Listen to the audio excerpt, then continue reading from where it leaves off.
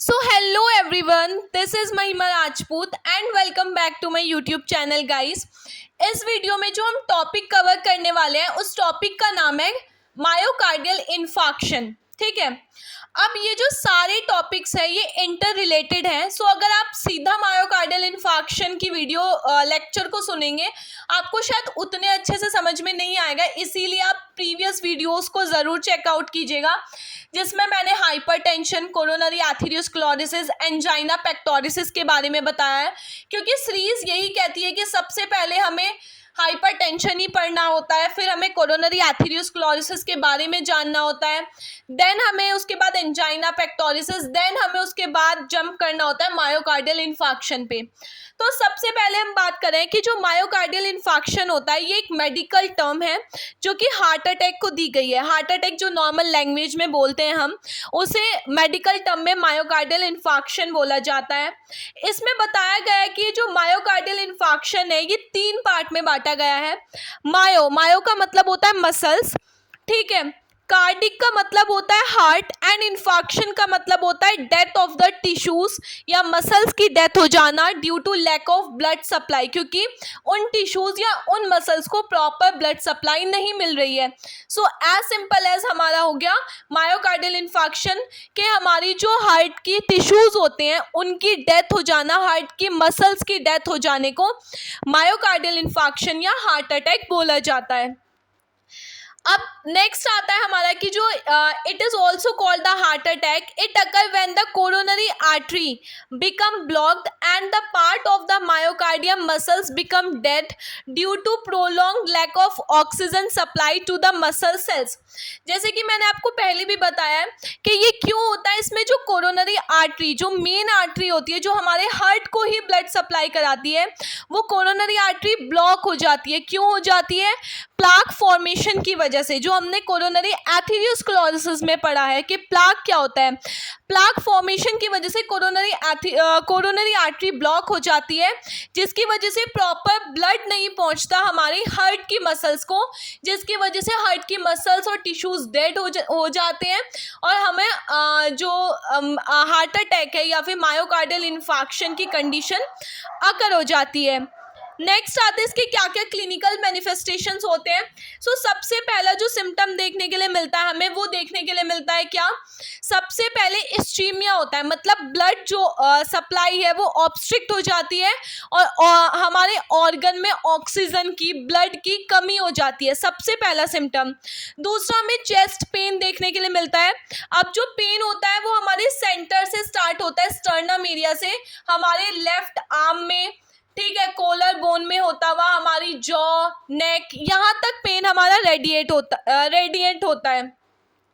Next आता है हमारा जो कार्डिक आउटपुट है वो बहुत ज़्यादा कम हो जाता है। इसके अलावा टैकीकार्डिया देखने के लिए मिलता है हमें पेशेंट के अंदर। इसके अलावा उसकी जो पल्स रेट है वो कम हो जाएंगी या ज़्यादा हो जाएंगी, टैकीकार्डिया हो जाएगा। इसके अलावा क्या होता है, पेशेंट को डाइफोरेसिस मतलब एक्सेसिव स्वेटिंग देखने के लिए मिलेगी। डिसरिथमियास मतलब एबनॉर्मल हार्ट रेट देखने के लिए मिलेंगी। इसके अलावा सबसे ज़्यादा जो चेंजेस आते हैं वो ईसीजी में चेंजेस आते हैं। ईसीजी में जो एसटी सेगमेंट होता है, ईसीजी भी हम आगे जाके पढ़ेंगे कि ईसीजी क्या होता है, कैसे ईसीजी को परफॉर्म किया जाता है, कैसे कैसे उसकी लीड्स वर्क करती हैं, कैसे ग्राफ को पढ़ा जाता है, ये सारी चीज़ें मैं आपको बताऊंगी आने वाले लेक्चर्स में। सो ईसीजी में हमारा जो एसटी सेगमेंट है वो बहुत ज़्यादा एलिवेट हो जाता है और जो टी सेगमेंट है वो डिप्रेस्ड हो जाता है। और इसी के साथ साथ एक एबनॉर्मल वेव जो होती है हमारी यू वेव वो बननी स्टार्ट हो जाती है मायोकार्डियल इन्फार्क्शन के केस में या फिर हार्ट अटैक के केस में। ठीक है, ये सारे के सारे जो सिम्टम्स होते हैं। इसके अलावा शॉर्टनेस ऑफ ब्रीथ हमें देखने के लिए मिलता है। इसके अलावा pulmonary oedema, chest heaviness, dyspnoea देखने के लिए मिलता है, फटीग देखने के लिए मिलता है। ये सारे के सारे सिम्टम्स हमें मायोकार्डियल इन्फार्क्शन के केस में देखने के लिए मिलते हैं। नेक्स्ट आता है इसकी पैथोफिजियोलॉजी। सो अगर आप पहले के लेक्चर्स को फॉलो करते हुए आ रहे हैं तो मायोकार्डियल इन्फार्क्शन क्यों हो रहा है, कोरोनरी एथेरोस्क्लेरोसिस की वजह से। ठीक है, तो जो कोरोनरी एथेरोस्क्लेरोसिस में हमने पैथोफिजियोलॉजी को पढ़ा था, क्योंकि स्टेप वाइज स्टेप है। सबसे पहले क्या हुआ, पेशेंट को हाइपरटेंशन स्टार्ट हुआ, ठीक है, फिर या फिर किसी भी रिस्क फैक्टर की वजह से सबसे पहले पेशेंट को कोरोनरी आर्टरी डिजीज हुई या कोरोनरी एथेरोस्क्लेरोसिस हुआ, प्लेक फॉर्मेशन हुआ, फिर धीरे धीरे धीरे धीरे ब्लड सप्लाई हमारे हार्ट को बंद हो गई, उसकी वजह से एंजाइना हुआ, एक सिम्टम होता है एंजाइना, ठीक है। जब ब्लड सप्लाई कम हो गई, अब जब ब्लड सप्लाई बिल्कुल रुक जाएगी, हार्ट की मसल्स डेड हो जाएंगी, तो क्या होगा, कोरोनरी एथेरोस्क्लेरोसिस की वजह से एमआई हो जाएगा, मायोकार्डियल इन्फार्क्शन हो जाएगा। सो आप कोरोनरी एथेरोस्क्लेरोसिस की ही पैथोफिजियोलॉजी को एमआई में कंटिन्यू कर सकते हैं। उसके बाद बस आपको क्या लिखना होगा कि ब्लड सप्लाई, क्योंकि प्लेक फॉर्मेशन की वजह से ब्लड सप्लाई कम हो गई है, ब्लड सप्लाई कम होने की वजह से क्या हुआ, एंजाइना हुआ, एंजाइना एक सिम्टम शो होता है जिसकी वजह से हमारे हार्ट पर वर्कलोड तो बहुत, क्योंकि हार्ट अपना काम तो प्रॉपर कर रहा है कि वो ब्लड पंप करने का जो काम होता है हार्ट का वो लगातार करने की ट्राई कर रहा है या कर रहा है, लेकिन उसे जो खाना है, जो न्यूट्रिशन है, उसका जो ऑक्सीजन है वो नहीं मिल रहा प्रॉपर। मतलब हमसे पढ़वाया तो रोज जा रहा है, लेकिन जो हमें हम खाना नहीं खा रहे हैं, बस हम लेक्चर पे लेक्चर अटेंड कर रहे हैं, हमें कोई ब्रेक नहीं दिया जा रहा, तो हमारी जो सेल्स होती हैं बोर होने स्टार्ट हो जाते हैं, या फिर हमारी जो बॉडी की कैपेसिटी होती है वो बहुत कम हो जाती है। सो बिल्कुल ऐसे ही हमारे हार्ट के साथ होता है। अब इसमें बताया गया है कि अगर हम इस प्रॉपर पैथोफिजियोलॉजी को फॉलो करें, सो किसी भी कोरोनरी आर्टरी, लिसन, जो मैंने अल्टरनेटिव बताया आपको वो बताया स्मार्ट वर्क करने के लिए। अगर आप ज़्यादा डिटेल में पढ़ना चाहते हैं तो आप इस पैथोफिजियोलॉजी को फॉलो कर सकते हैं कि इसमें जो कोरोनरी एथेरोस्क्लेरोसिस होता है, थ्रोम्बस की वजह से क्या होगा, हमारी जो ब्लड वेसल्स होती हैं बहुत ज़्यादा नैरो हो जाती हैं। नैरो होने की वजह से क्या होगा, ischaemia of the heart muscles, मतलब हार्ट की मसल्स में क्या होगा, प्रॉपर ब्लड सप्लाई नहीं होगा। ब्लड सप्लाई नहीं होगा तो हार्ट की मसल्स में हाइपोक्सिया देखने के लिए मिलेगा। हाइपोक्सिया देखने के लिए मिलेगा मतलब ऑक्सीजन की कमी। ऑक्सीजन की कमी होगी तो हमारी हार्ट की सेल्स, टिश्यूज और मसल्स डैमेज होना स्टार्ट हो जाएंगे, जिसे नेक्रोसिस बोला गया है।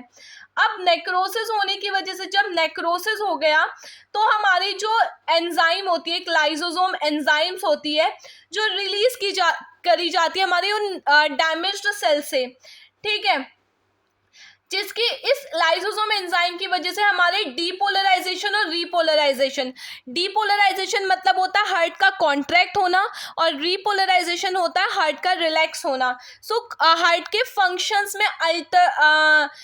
फंक्शंस खराब होने स्टार्ट हो जाते हैं, डिटोरेट होने स्टार्ट हो जाते हैं, मतलब उसमें डीपोलराइजेशन और रीपोलराइजेशन प्रॉपरली नहीं हो पाता है, जिसकी वजह से मायोकार्डियल इन्फार्क्शन जैसी कंडीशन हमें देखने के लिए मिलती है, ठीक है। नेक्स्ट हम बात करेंगे इसमें डायग्नोस्टिक इवैल्यूएशन क्या क्या कर सकते हैं।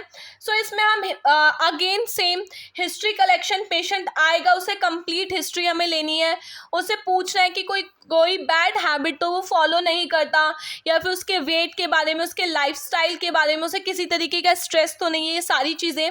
इसके अलावा उसका head to toe examination, physical examination करना है, ईसीजी परफॉर्म करनी है। ईसीजी में हमें एसटी सेगमेंट एलिवेट मिलता है, टी सेगमेंट डिप्रेस मिलता है। ये मोस्ट इंपॉर्टेंट पॉइंट है जो बहुत बार इंटरव्यूज में भी पूछा जाता है, ठीक है। इसके अलावा आप स्ट्रेस टेस्ट कर सकते हो, जिसमें पेशेंट को रनिंग के लिए बोला जाता है 2 से 3 मिनट के लिए, देन उसका स्ट्रेस लेवल चेक किया जाता है। इसके अलावा आप ट्रोपोनिन टेस्ट कर सकते हो। ट्रोपोनिन में क्या होता है, ट्रोपोनिन एक तरीके का प्रोटीन होता है जो हमारी हार्ट की सेल्स में पाया जाता है। ये क्या करता है, ट्रोपोनिन हमारे हार्ट के कॉन्ट्रैक्शन और रिलैक्सेशन वाले प्रोसेस को कंट्रोल करता है। अब जब ट्रोपोनिन का लेवल बहुत ज़्यादा इंक्रीज आता है हमारा, तो हम ये डिटेक्ट कर लेते हैं, जो डॉक्टर्स होते हैं, कि पेशेंट को एमआई हुआ है, क्योंकि मायोकार्डियल इन्फार्क्शन के केस में ही जो हार्ट है उसे प्रॉपर ऑक्सीजन नहीं मिल रहा, उसकी कैपेसिटी डाउन हो गई, तो वो अपना काम सही से नहीं कर पा रहा है, कॉन्ट्रैक्ट और रिलैक्स नहीं कर पा रहा है। तो उस कॉन्ट्रैक्शन और रिलैक्सेशन के लिए जो ट्रोपोनिन हमारे प्रोटीन है वो लगातार हमारे हार्ट की सेल्स रिलीज करती है, जिससे कि ज़्यादा से ज़्यादा कॉन्ट्रैक्ट रिलैक्स वो हार्ट जो है हमारा करे, ठीक है। तो जब ज़्यादा रिलीज करती है तो उसका लेवल ज़्यादा आता है, तो हम डायग्नोज कर लेते हैं मायोकार्डियल इन्फार्क्शन को, ठीक है। इसके अलावा हम किस चीज़ से जान सकते हैं, मायोग्लोबिन। ये जो मायोग्लोबिन होता है ये भी एक तरीके का हमारा क्या होता है, एक तरीके का हीमी प्रोटीन होता है जो ऑक्सीजन को ट्रांसफर करता है हमारे बॉडी के अंदर, और इसका इंक्रीज लेवल भी क्या शो करता है कि पेशेंट को हार्ट अटैक आया हुआ है। ठीक है, इसके अलावा आप क्या कर सकते हैं, डायग्नोस्टिक इवैल्यूएशन में आप एक्सरे, चेस्ट एक्सरे करके देख सकते हैं, इकोकार्डियोग्राम इको कर सकते हैं, जिससे कि पेशेंट के वॉल्स की, चैम्बर्स की कंडीशंस को हम पता लगा सकते हैं। ठीक है, इसके अलावा ये जो फोटो है इसमें शो किया हुआ है कि कितना एसटी सेगमेंट कैसे एलिवेट होता है हमारा, और टी सेगमेंट कैसे डिप्रेस्ड होता है, और एक क्यू एबनॉर्मल वेव जो होती है, क्यू वेव, वो फॉर्म हो जाती है। ठीक है, सो ये हमारा डायग्नोस्टिक टेस्ट। इसके बाद